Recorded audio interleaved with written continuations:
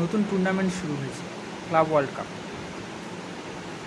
কালকের ম্যাচটা যারা যারা দেখোনি, ইন্টার ভার্সেস মন্টারে, তাদের জন্য জানিয়ে রাখি, সের্জিও রামোস এখনও এই বয়সে এসে এখনও হেডারে গোল মারতে পারে।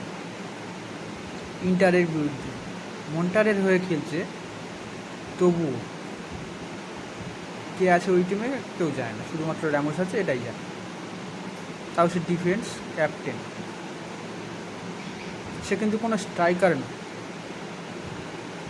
সে ডিফেন্স থেকে এসে কর্নারে হেড করে টিমকে লিড দিচ্ছে।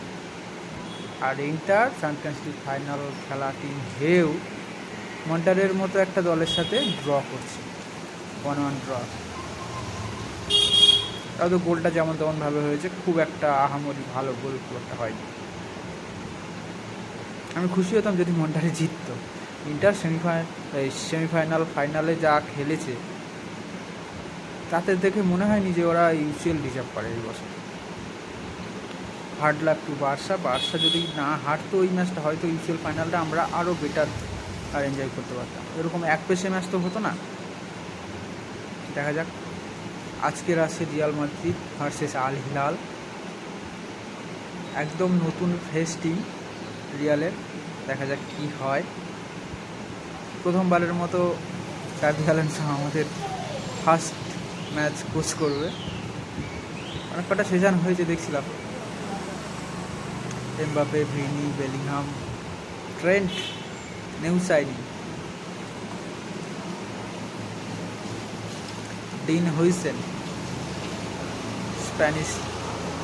Spanish centre back. তাই না, কি হবে। আল হিলালও কম ফাইট দেবে তেমনটা না, যথেষ্ট ভালো টিম। মন্টারের সাথে যদি ইন্টার ড্র করে, তাহলে আল হিলালের সাথে রিয়াল মাদ্রিদের কিন্তু মনে হয় না যে খেলাটা খুব সহজ হবে। আর এই Asian team, south Asian team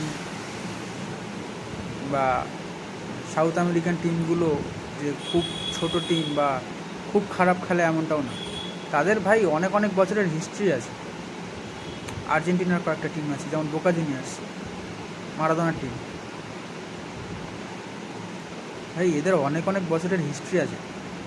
সুতরাং এরা যে এই টুর্নামেন্টে মানে একদম বেকার বা ফাইট দেবে না একদম, সেটা কিন্তু না, যথেষ্ট ফাইট দিচ্ছে তারা। চেলসির মতো টিম খুব একটা ভালো খেলতে পারে, শুধুমাত্র বায়ার্নই যা 10 গোল দিচ্ছে, 6 গোল দিচ্ছে। কিন্তু আস্তে আস্তে যত টুর্নামেন্টটা গড়াবে, ছোট ছোট টিমগুলো যখন আস্তে আস্তে বার হবে তাদের খোলস ছেড়ে, তখন কিন্তু ভাই এই টুর্নামেন্টটা জমবে। টাটা। আজ দেখা যাক রিয়াল কী করে, খেলা মাদ্রিদ।